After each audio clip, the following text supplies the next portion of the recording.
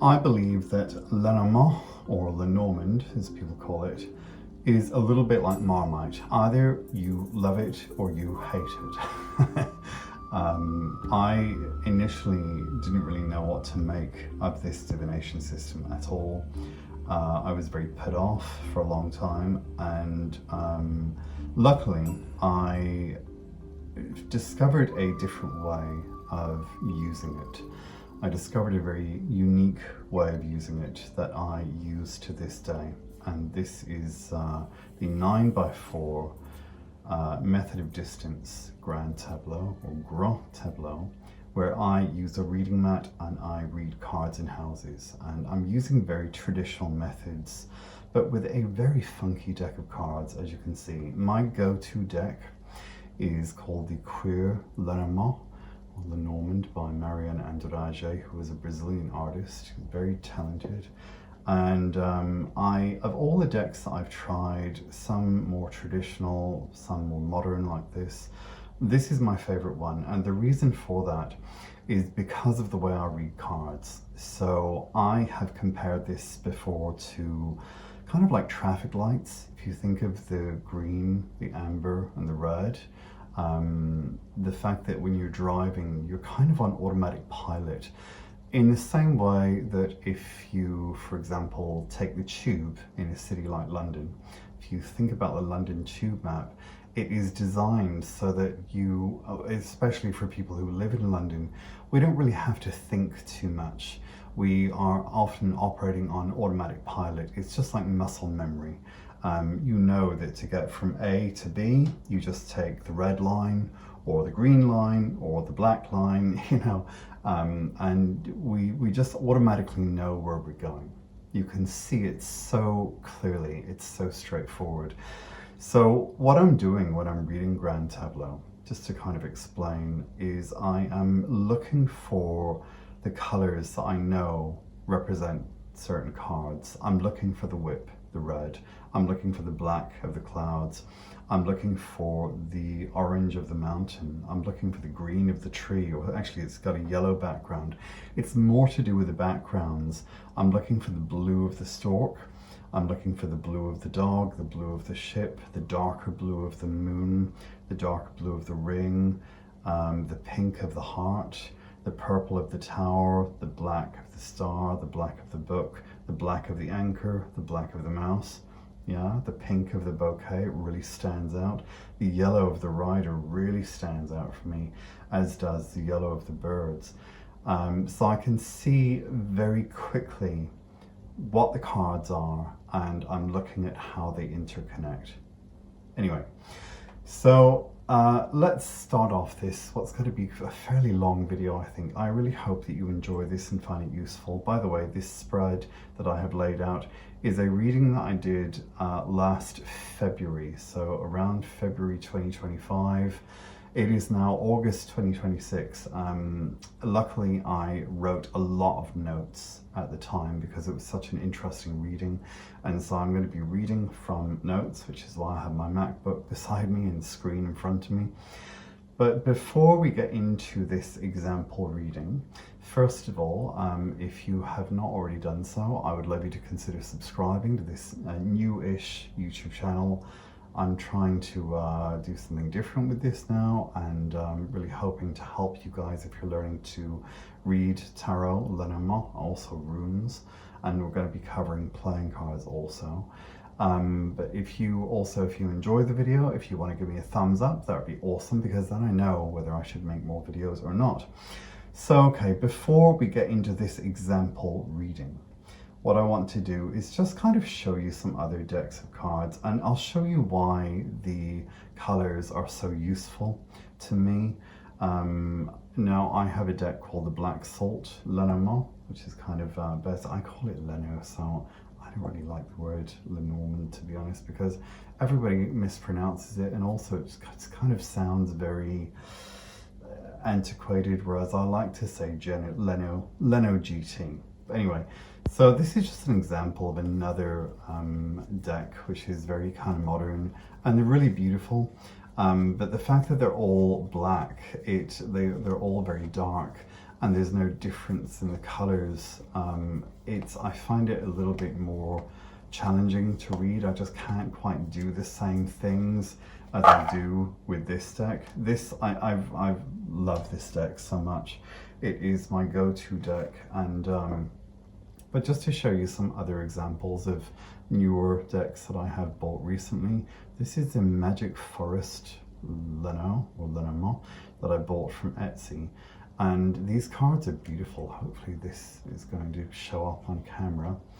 They're beautiful, but number one, they've got very dark backgrounds, all of them, as you can see, really dark backgrounds. They are gorgeous, and I tend to use them for smaller spreads. If I'm doing a 9-card box spread, I will tend to use these because they are very magical and very mystical, and I will use them for more kind of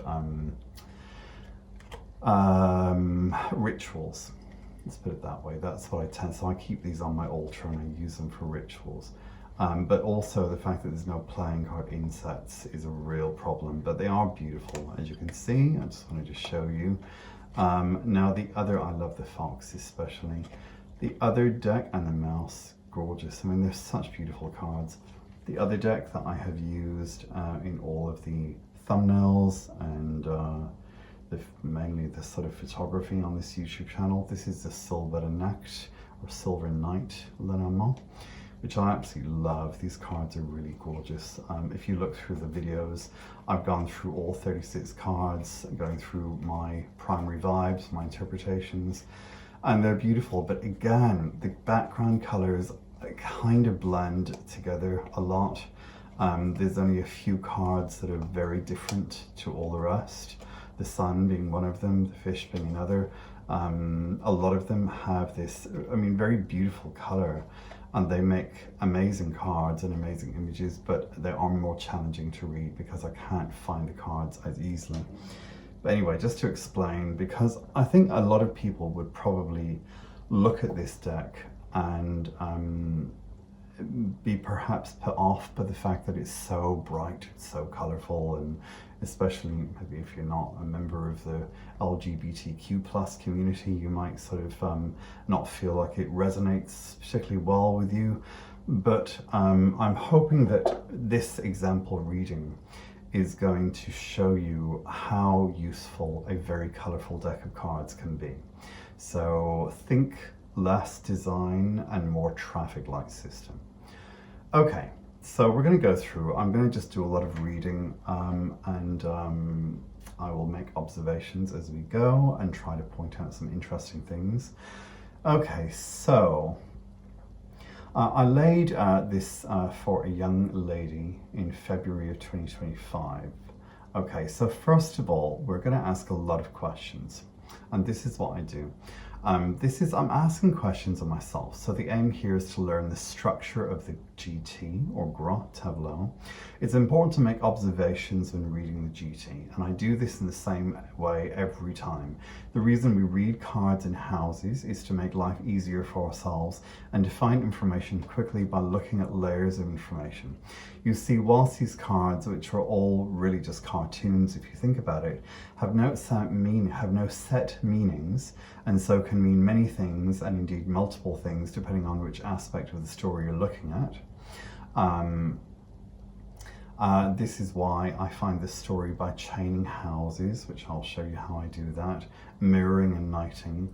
I'm going to show you all of that. So whilst the cards do not have set meanings, the houses do have set meanings. They do not change, which is why it's very useful to read cards in houses, right? You can think of the cards as having a core energy, positive, negative, or neutral. And we can use Occam's razor, which is a problem-solving principle that states that the simplest explanation is usually the correct one. For example, you hear hoofbeats, right? Hooves.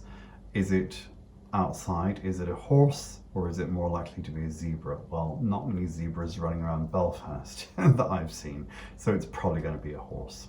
Right.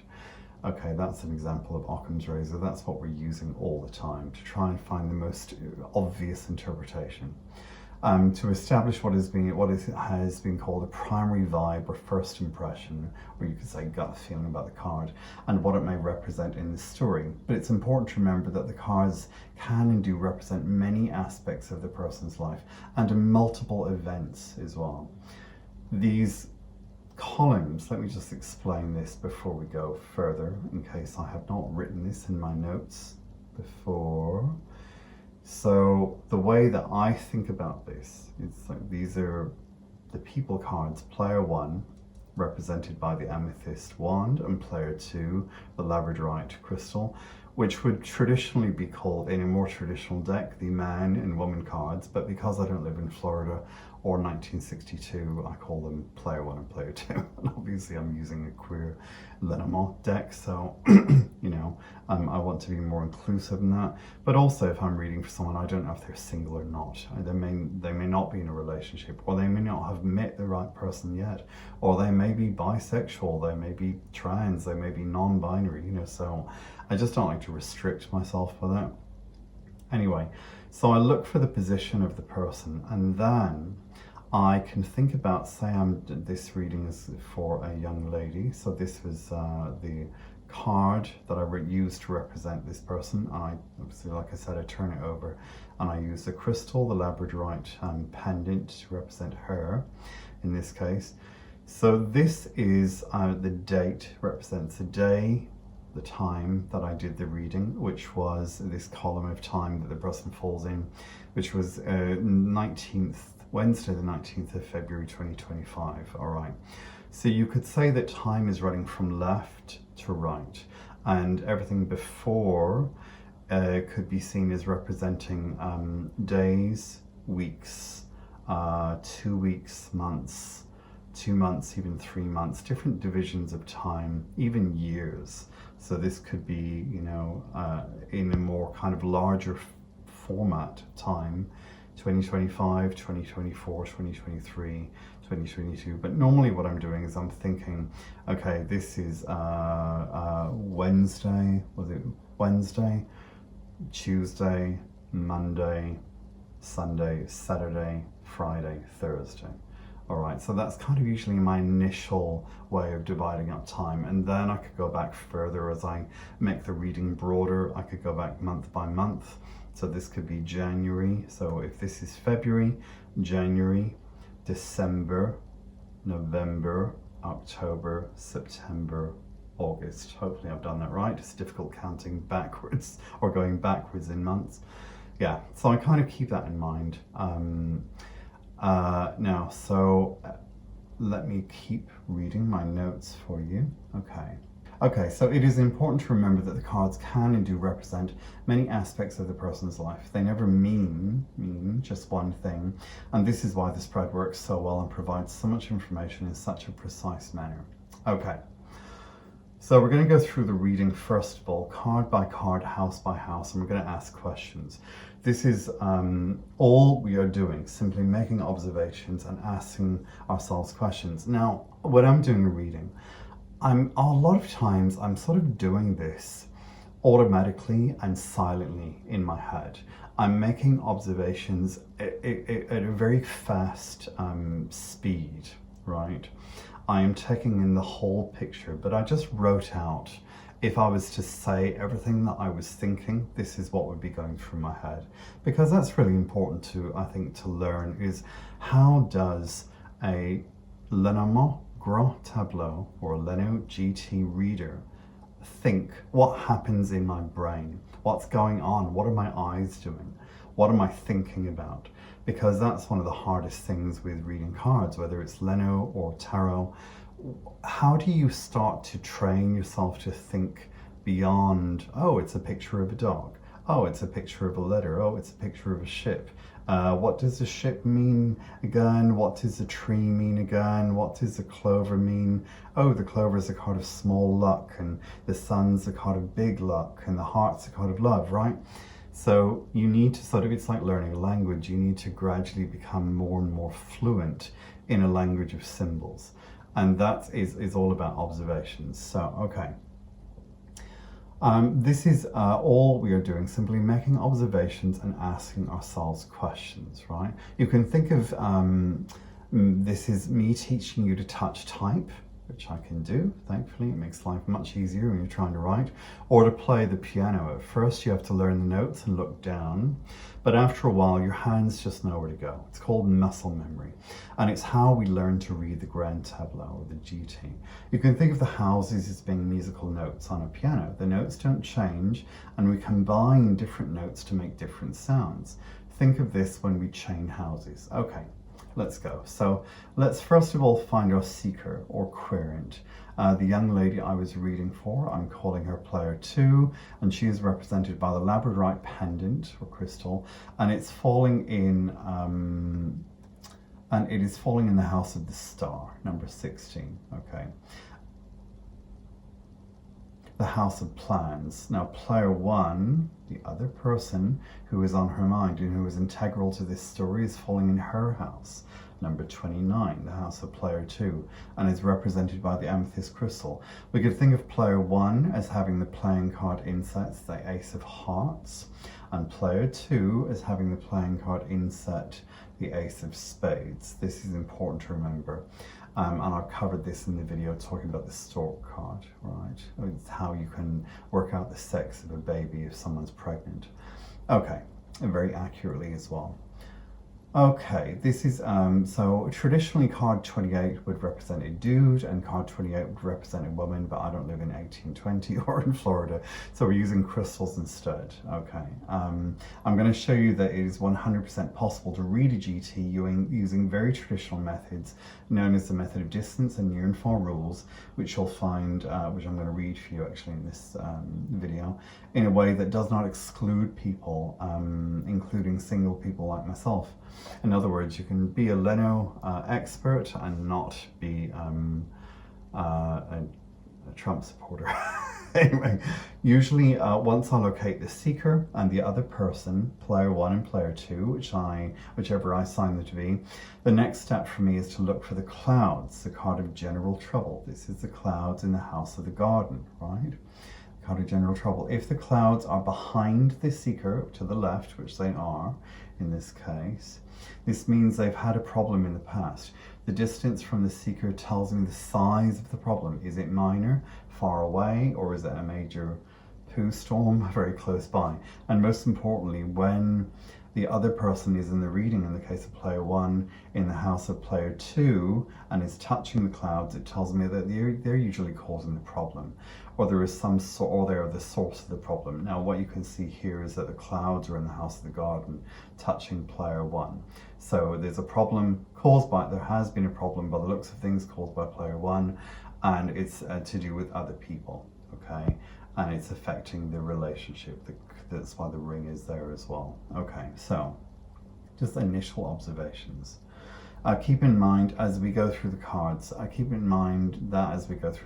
me, the card of the clouds, the card of drama, trouble, problems, obfuscation, is usually my hook into the reading, right? So it's one of the most important cards along with the stork.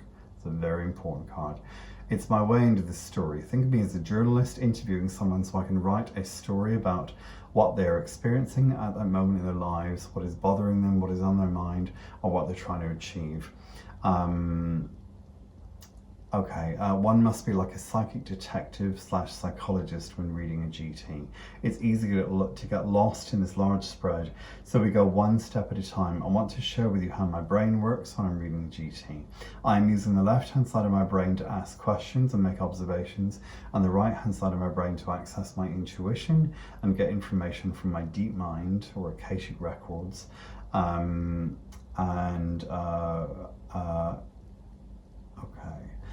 We'll discuss how to enhance our intuition and how we go about preparing to read for someone. Yeah, so I'm going to go through in later videos how the steps that I do at the very beginning when I'm reading for someone to show you how we can access the Akashic records. I just call it the deep mind. Okay. And it's a bit like taking someone into hypnosis in a way. Not that I'm hypnotizing someone, but it's that same thing of going into a trance-like state. You want to be very relaxed when you do a reading. It's very important. Okay, now let me say that when I'm reading a GT, when I'm reading a GT, all of this happens super fast because I'm used to this spread. For me, it's like driving a car. I don't need to think about what I'm doing. I'm on automatic pilot, and I can usually read a GT and get the story going in about under 5 minutes normally, sometimes even less, 5 minutes or less. That's the beauty of this spread. We see the connections instantaneously. But as you are new to this, we're going to go really slowly, step by step, to teach you how to make observations. Later, all of this will happen very quickly without you having to think. Remember, this is like learning to play the piano or learning to touch type. You go very slowly at first, and you have to look down at your hands, but quickly you're able to simply read the music and your hands just know exactly where they need to go to. Okay, 22, okay. Also, please note that I do not go through the cards one by one like we're about to do, but I'm sharing with you what goes through my mind, my primary vibe, or my initial thoughts or gut feelings, as a way of teaching you the core energy of what's called the layer 1 meanings, or ways of interpreting the cards. But we're going to ask questions rather than say this means this. I'll show you. Note that when cards fall in their own houses, they have a more important meaning or of greater significance in the story. Also, when you see synchronicities, pay attention. For example, the moon in the mountain, the card of the moon in the house of the mountain, and the house of the mountain in the house of the moon. The card of the mountain in the house of the moon. It's a synchronicity there. And not only that, but also we can knight to that card from the moon. A knight move would be the moon down to the mountain, the moon to the bouquet, the moon up to the lily, and the moon up to the ship. Or you could go the moon up to the tree, the moon back to the house. Normally this would be forwards in time, this would be backwards in time. You could go the clover down to player 1, or the clover forward and down to the coffin. All right, so it's like a knight move in chess. Okay, so again, this is what's happening in my brain, kind of sometimes all simultaneously, but I'm slowing it down. And to just give you an idea of what's happening in my head, what am I asking myself? Why do we have the card of the rider, the card of incoming news or visitors, in the house of the rider, the house of incoming news or visitors? So it's a card in its own house. Why do we have the card of the house, the card of the home, in the house of the clover, or pardon me, the house of opportunities? Why do we have the card of the anchor, the card of routine and stability, in the house of the ship, the house of travel and other locations? Why do we have the tree, the card of health, in the house of the house the home and family? Why do we have the letter, the card of communication and discussion, in the house of the tree, the house of health? You see, what we're doing is and this is what the way a lot of Leno teachers teach Lenormand, they teach you to pair up cards. Now, if you think about it, so we have the letter, the card of communication, in the house of the tree, the house of health. Okay, so it's a letter about health. It's news or communication about health. You see how instantaneously, by having the card in the house and having a reading mat where you have the names of the houses. Some people don't, by the way, they don't use reading mats because they don't need to. They know exactly where the houses are. I can't do that. Even though I've been learning Leno and reading Leno, in the GT for about 5 years now, I still have to have the names of the houses.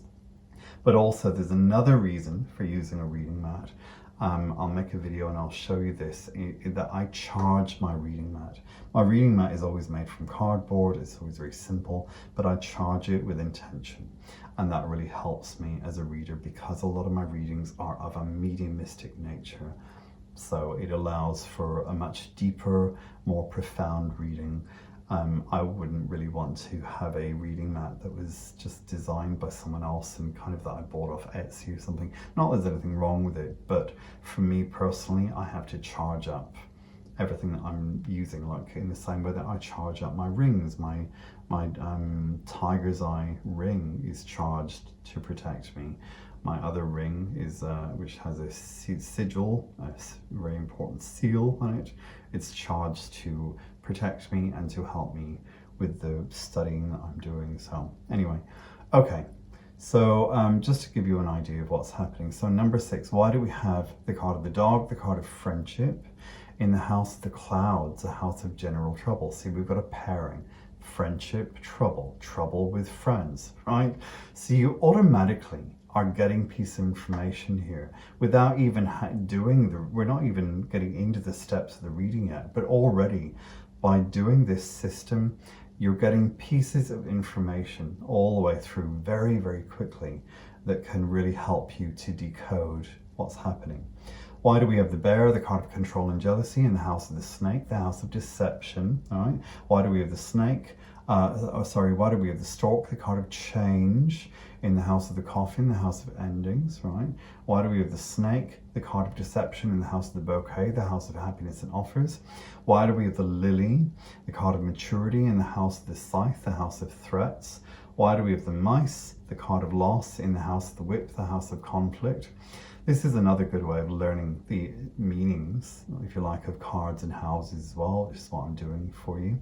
Why do we have the clover, the card of luck, opportunities, gambling and risk-taking, right? It can be a very negative card. In the house of the birds, the house of gossip and day-to-day stress. You see the way if we have what seems to be a fairly positive card, it could be about St. Patrick's Day or Irish people. You know, I'm half Irish, so the clover could represent me. But when it's a fairly positive card in a negative house or a worrying house, then it changes the way we interpret the card, which again gives you an extra piece of information. The equivalent of doing this, by the way, would be to do one of my favorite tarot spreads, which I call the 3 up, 3 down. So instead of just a past, present and future, if you have 3 cards on above, 3 cards below, the cards below tell you about the cards above. The moon tells you about the clover. The whip tells you about the crossroads. The fish tells you about the ship. If you imagine we had tarot cards, you know, one would tell you about another. It supports this story. It gives you an extra layer of information, or you could see it as cause and effect. And that's what we do with mirroring in the grand tableau. It's all about cause and effect. I always want to know why something is happening.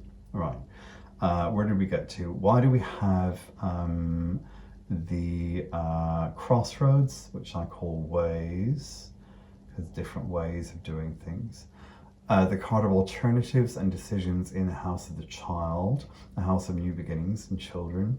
Why do we have the ship, the card of travel and other locations, career, direction and enterprise in the house of the fox, the house of dishonesty and wrongness, to be wrong. Why do we have the fox, the card of dishonesty, in the house of the bear, the house of control, jealousy and management? It's important to point out in my readings, the bear almost always references mama bear, in other words, the person's mum, right? The person's mother or grandmother, or in many cases with a tower nearby their boss. But at this stage of making observations, I want you to avoid thinking this means this. If you can, don't try and solve the GT too early, or you'll be in danger of making assumptions that are not correct. I always say we don't want to guess, we want to know. This is why we use a structure rather than randomly pulling cards and making things up as we go along, as a lot of so-called psychics do on TikTok. Okay, why do we have player 2, right? Player 2, the Labradorite crystal or the Ace of Spades, or the woman card, in the house of the star, the house of plans, focus, wishes, social media and networking.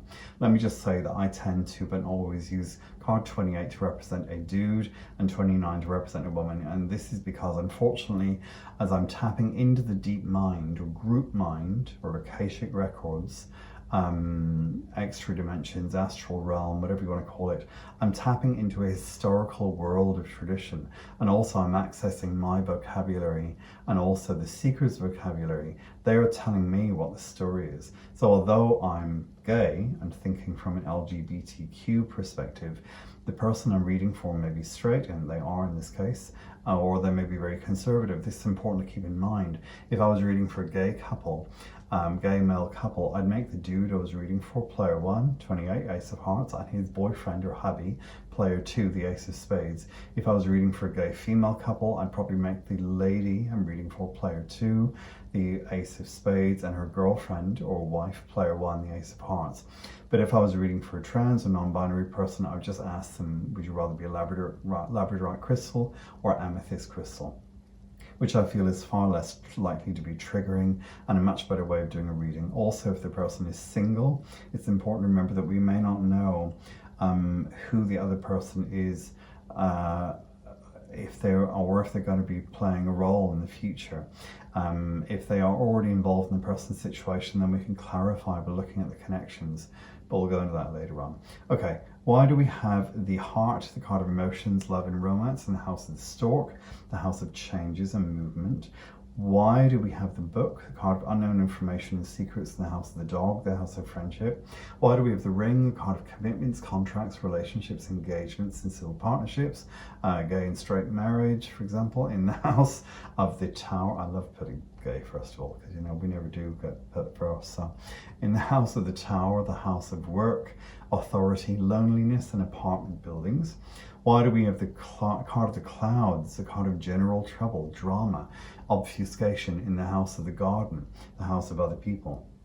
Why do we have the moon, the card of work, recognition, and reputation, in the house of the mountain, the house of obstacles? Why do we have the whip, the card of conflict, in the house of ways, the house of decisions? From here on in, we're going to call crossroads ways, because I like to write that, and also it's easier to write it on my reading mat because I don't have room to write crossroads. So why do we have the fish, the card of finances, in the house of the mice, the house of loss? That's a very obvious situation there. And look also, the fish, the card of finances, in the house of the mice, the house of loss, and it's being touched by the fox and the mountain and the coffin and the whip, you see. And the coffin traditionally has a 9 of diamonds, playing card inset, or insert. And so because it tends to represent financial loss, you can see automatically there's an issue with money here. Why do we have the sun, the card of clarity, energy, heat, success, and hot sunny places, in the house of the heart, the house of emotions, love and family? Remember, I want you to think multidimensionally when you're asking these questions, as cards and houses represent more than just one thing in the story that we're looking at. Okay. Life and indeed human beings are complicated, complex, messy, and multifaceted. All right, number 25. Why do we have the cross, the card of burdens, in the house of the ring, card of commitments and relationships? Why do we have the key, really important card, obviously the key, why are we doing this reading? The key thing that's going on, the main situation, which mirrors the clouds, can you see in the garden, the key? Why do we have the key? The card of answers, solutions, and important information.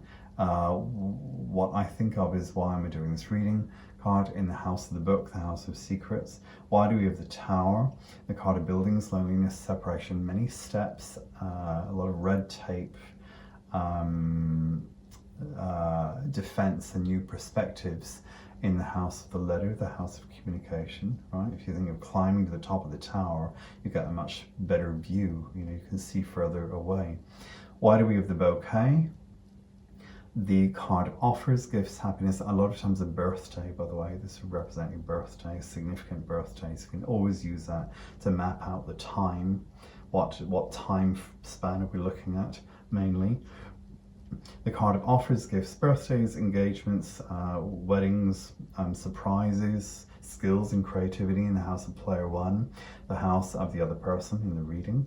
Why do we have player 1, the house, the card, the other person reading, in the house of player 2, the house of the person that I'm reading for, the seeker? By the looks of things, player 1 is all I can think about right now, hence why they are in their house, okay?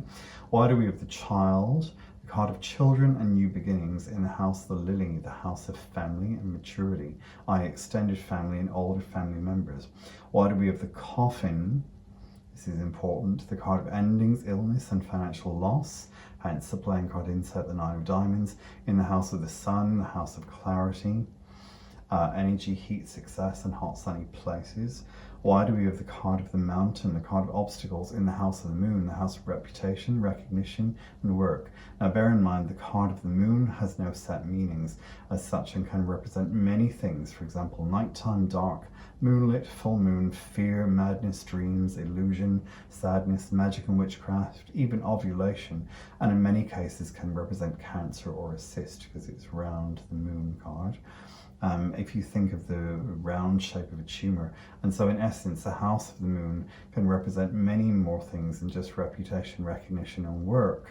But the core energy or meaning of this card and the house are the meanings that you agree with, so that your deep mind or group mind, the Akashic records, can describe a situation and give you clear and precise information using the language of symbols. Right, so why do we have the garden, the card of other people in the house of the key, the house of important issues, answers, facts and solutions? Why do we have the scythe, the card of threats, sudden events, swift decisions and severing of ties in the house of the fish, the house of finances? Why do we have the birds, the card of anxiety, worry, day-to-day stress, gossip and pairs of people or things? There are two birds in the house of the anchor, the house of stability. Why do we have the star? Finally, the card of focus and the internet, social media, social networking, plans, hopes, wishes and aspirations in the house of the cross, the house of burdens and the house of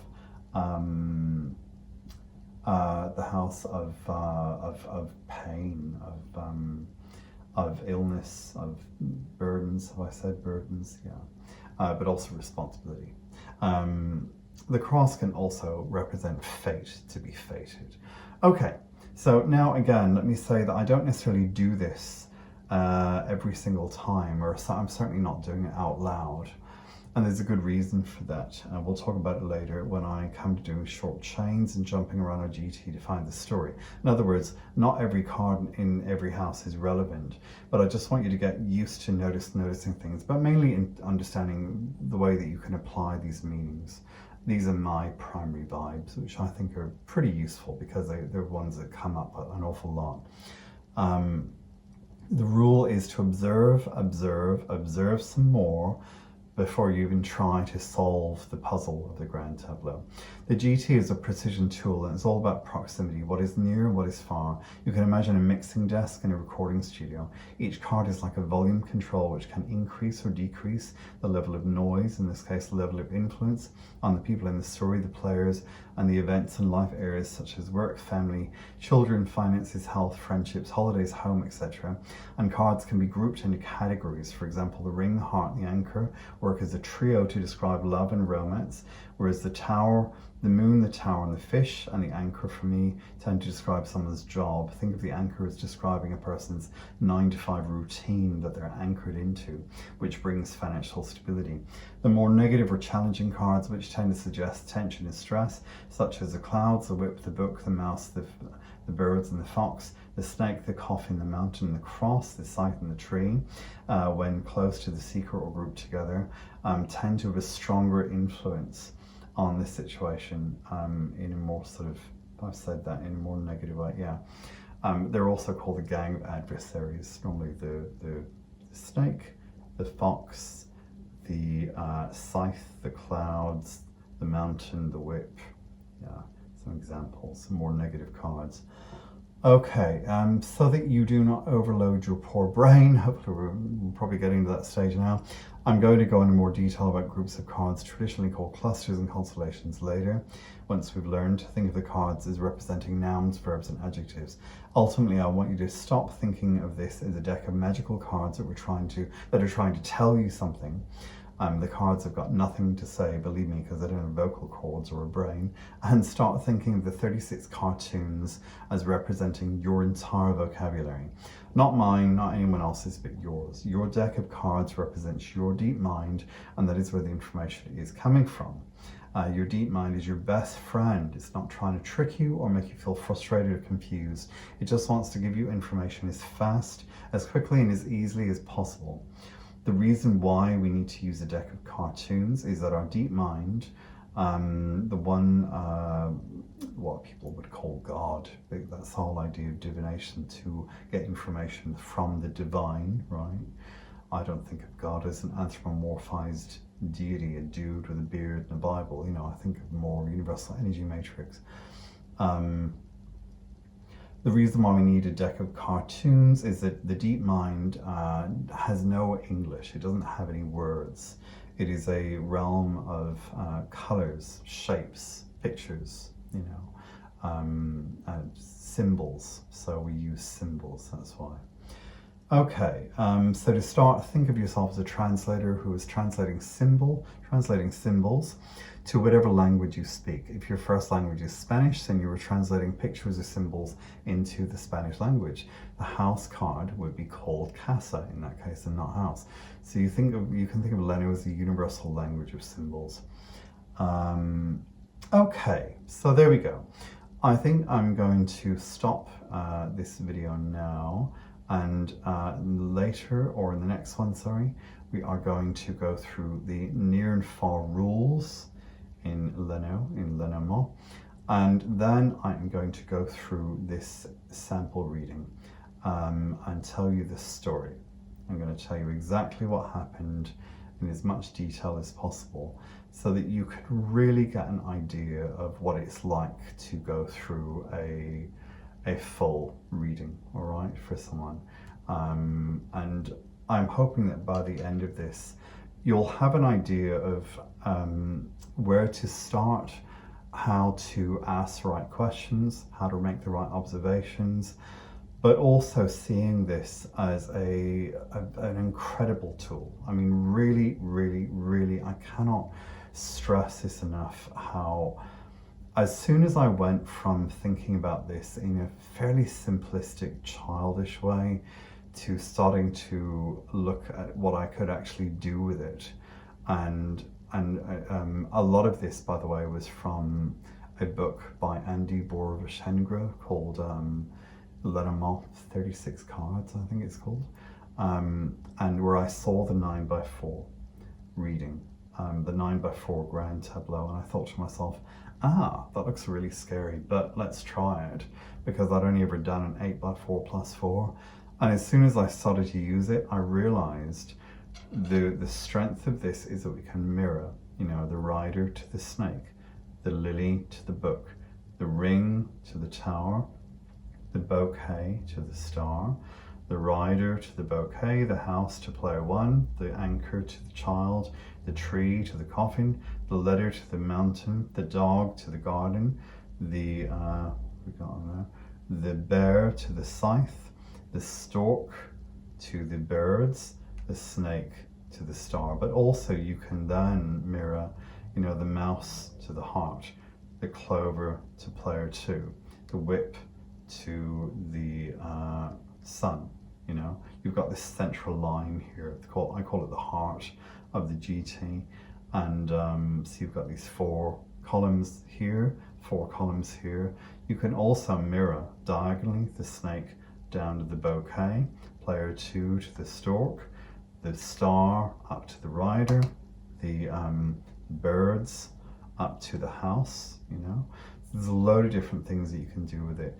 And then when you get into chaining houses, which I will show you as we go through this story, I tend to do this in a very simple, quick way. So I'll ask questions.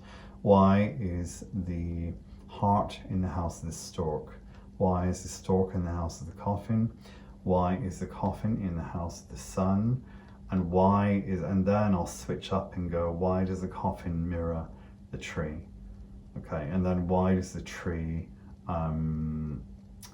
why is the tree in the house of the house? Why is the house in the house of the clover? Why is the clover in the house of the birds? And why does the clover mirror player 2? Why does the clover then knight down to the coffin? And why does the clover knight down to player 1? So we're connecting player 1 and player 2 using mini chains of houses, mirroring and knighting. Now, the reason I'm telling you this, that may seem very complex, but I've never seen anyone else do this. In all of these tutorials that I've watched, and I've watched hundreds of tutorials all over YouTube, I've never seen someone talking about this, combining the three methods, the cards and houses, near and far rules, chaining houses, mirroring and knighting. 5 methods, but doing it very quickly, in very quick succession, taking a little bit of this, a little bit of this, a little bit of this. And it is almost like being a conductor, conducting an orchestra. That's what I'm doing. All of these cards could be seen as musical instruments. I'm conducting them by moving around the grand tableau like this. And this is where the real art comes into your reading, and the precision and the science. And this is where I start getting really excited, because you start to realize what you can do with it, and it's amazing, really phenomenal. This is one of the most incredible things that I have ever learned how to do. It's the most incredible thing that I've ever come across, and it still blows my mind 5 years and thousands of hours later. Anyway, so I am going to go and have a watch of this video. I hope it makes sense to you, and I'll see you in part 2. Like, again, as I said before, if you've not already done so, please consider subscribing. It would really help me out. I will know then if you're enjoying these videos. If you can take a minute to push the like button, that would be great. It also tells me that you're enjoying it. I will open up the comments. You can leave me a comment if you want to ask me a question. Please do so. I would love to know about your experiences, or if you've got any questions about learning Leno or reading the Grand Tableau. And also, if you'd like to have a reading with me, you can totally do that via my website. The details are below. You'll find a link, and also a link above in YouTube. And I also offer lessons via readings and lessons via WhatsApp video. So you'll find all of the details there. So if you want to learn tarot or learn Lenormand, you can send me an email or contact me through the website. And I'll see you next time. Bye.